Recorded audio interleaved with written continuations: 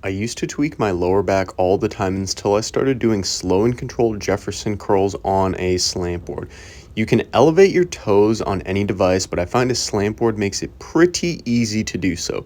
Slow and controlled reps, you don't really want to go too heavy on this exercise. A lot of people have trouble feeling their lats when doing a lat pull down. A simple way to feel your lats more is by pulling the bar directly into your chest while imagining pinching your shoulder blades, bringing that bar down. Very easy.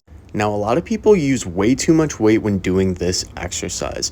The way I like to do this is by cutting the weight down and using just my elbows, not pushing down on my shoulders at all. If you're looking to do preacher curls properly, you want to get a very deep stretch on your biceps tendon on the bottom of this exercise by getting a full extension through the elbow. Leveling up your core exercises is actually pretty easy when doing ab rollouts.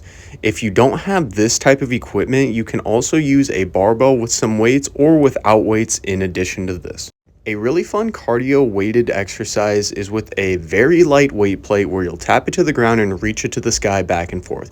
It's kind of like a clean and press, but you're doing it in one motion. Now, I used to have really weak knees that were always painful until I started doing backwards walking on a resisted treadmill almost daily. Trying to build some upper body gymnastic strength here by bringing my chest all the way to the bar for a chest to bar pull-up hold, and then adding in some core work by kicking my feet out and holding.